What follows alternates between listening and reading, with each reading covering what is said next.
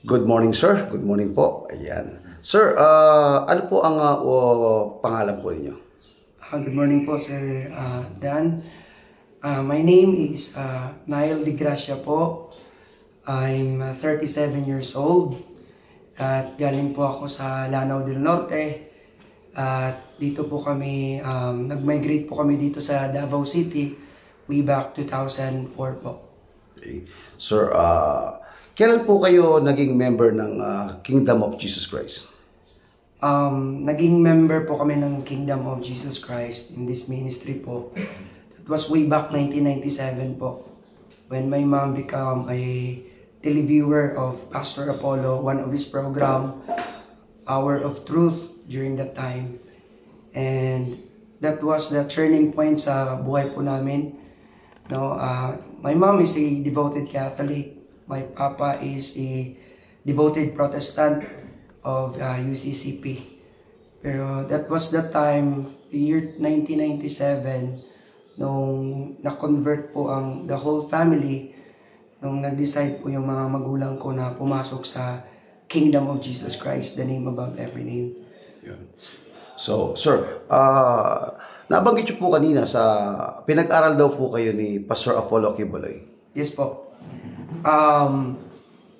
Nung 7 years old pa po ako, nung na-convert po kami dito sa Kingdom, kasama po ng aking mga kapatid, 4 kong kapatid, kasi 5 po kami. So, Pastor Apollo C. Quiboloy, after we became a member of the ministry, he adopted us in his own foundation, the Children's Joy Foundation. So, I am one of the beneficiaries of Pastor Apollo C. Quiboloy of the Children's Joy Foundation. So sir, kailan po nag-start yung pag-aaral po nyo diyan po sa ministry po ni Pastor Apollo Quiboloy? Nung nag-decide po kaming mag-full-time workers po, way back 2000, at pinag-aral na po kami ni Pastor. Pinatapos niya ako ng high school sa Jose Maria College hanggang pinatapos niya ako ng college sa Jose Maria College. At first, pinakuha po ako ni Pastor ng BSIT for 1 year. Pero pinagtapos niya ako ng AB Theology for 4 years under po ng Jose Maria College po. Okay. Sa issue po, sir, kay Pastor Apollo Quiboloy na mga binabatong issue sa kanya na marami daw pong mga inaabuso dito sa Kingdom of Jesus Christ. Ano po masasabi niyo, sir? For 30 years of being with Pastor Apollo po, kasi isa po ako sa mga nakatira sa KGC compound. Sa 30 years na kasama ko si Pastor, walang katotohanan po na si Pastor ay nangabuso o meron siyang inaabuso. Kasi kami po yung mga living testimony and witness sa buhay po ni Pastor kung gaano po siya kabuti sa lahat ng mga kabataan, sa lahat ng mga full-time miracle workers, no, na sinagip po ng aming mahal na Pastor. At walang katotohanan po yun lahat po, Sir Dan. Sir, eto po, ano na masasabi nyo na nilabas po ni Senator Hontiveros, yung pong sinasabing may mga private army po si Pastor Apollo Quiboloy? Walang katotohanan po yun, sir, na may private army si Pastor Apollo po, no? Kami dito sa Kingdom of Jesus Christ, no? Tinitrain po kami na first kung paano po kami maging isang tunay na Pilipino. At the same time, no, kami dito, tawag nito, how can I explain this one in Tagalog? Tinitrain po kami kung paano po kami maging physically fit. Oo. No? Kasi si Pastor naman, lahat na niya pagtuturo sa amin. Spiritually at first, no? Paano kami maging spiritually fit.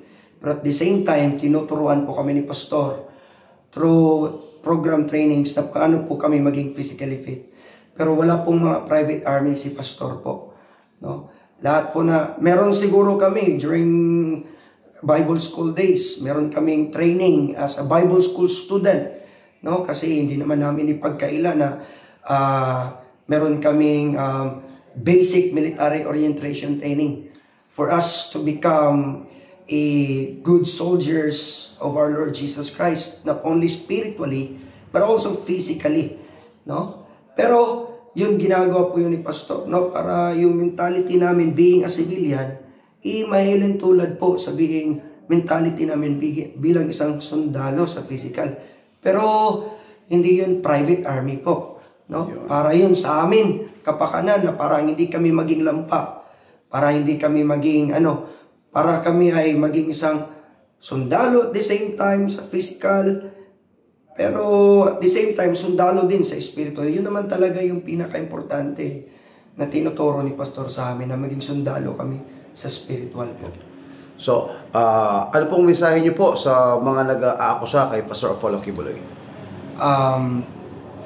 Isa lang po ang mensahe ko po sa inyo, lalong-lalo na po kay Senator Hontiveros or sino man yung mga bashers ng aming mahal na pastor, no? Mag-research po kayo sa buhay ni Pastor Apollo. At sa lahat po ng mga naninira kay Pastor, kasi naririnig lang ninyo sa mga mainstream media kasi sinisirahan po ang aming mahal na pastor, mag-research po kayo. Hinahamon po namin kayo, no? Na i-research yung buhay ni Pastor Apollo C. Quiboloy, kung ano ang naiambag niya sa bansang Pilipinas. Hindi lang po sa akin, no? Kami dito na sinagip ni Pastor sa kanyang foundation, 3 million of us, children of beneficiary of the Children's Joy Foundation. Mulat sa pool po, nung kami po ay inadapt ni Pastor sa kanyang foundation, naging witness po kami sa kabutihan po ni Pastor. At ang lahat po ng mga paratang na itinatapon sa kanya ay pawang walang katotohanan po yung lahat, no? At kilala po namin si Pastor. Kaya po nagpapasalamat kami sa lahat ng mga naniniwala kay Pastor, lalong-lalo na po sa lahat ng mga vloggers, sa mga banateros, kayo Sir Dan, na naniniwala kay Pastor. Nakita nyo naman kung ano yung pagkakaisa po namin dito sa Ministry of the Kingdom of Jesus Christ. Kasi the more po kaming iniusig, the more po kaming pinipersecute ng mga tao, lalong-lalo na po si Pastor, the more po kaming nagkakaisa. Dahil alam po namin na kung ano po ang pinanindidigan po namin at tinatayuan po namin. Si Pastor po ay isang mabuting tao at kilalang-kilala po namin siya, no? Pawang kasinungalingan po ang lahat ng mga paratang sa aming mahal na Pastor. Sir, mensahe niyo po kay Pastor Apollo Quiboloy. Pastor, unang-una po sa lahat, for 30 years po na nakasama ko po kayo, simula po mula bata hanggang ngayon po, Pastor. Taos puso po ang aking pasasalamat, hindi lang po ako, kasama po ng aking mga 4 na kapatid na binigyan niyo po ng blessings na makapagtapos sa pag-aaral. Pinapunta niyo po kami sa iba't ibang bansa po, Pastor. Pinadala niyo po kami sa Amerika, pinapadala niyo po kami sa Asia, naging missionary po kami, Pastor. Salamat po dahil nangyari po ito sa buhay namin nang dahil po sa iyo. At Pastor, kasi napapalapit na rin yung birthday niyo, Pastor, this month of April 25 po. Happy birthday po, Pastor. Asahan niyo po ang aming 100% na loyalty sa inyo po, Pastor. Hindi po namin kayo iiwanan dahil lahat po ng mga pagtuturo niyo po sa amin upang kami isang maging tunay at maging isang mabuting mamamayan o tao sa bansang Pilipinas. Ito po ay mananatili sa aming mga puso't isipan, lalong-lalo na po sa akin, Pastor. Binigyan niyo po ako ng pagkakataon upang gamitin po sa inyong bansang kaharian bilang nagbibigay din po ng mga mensahe na itinuturo niyo po sa amin at sa lahat po ng mga tao na ipinagkatiwala niyo po sa amin. Salamat po, Pastor, sa lahat po ng inyong kabutihan po sa aming buhay. Happy birthday po, Pastor. At mahal po namin kayo, Pastor. Praise the Father. Salamat po.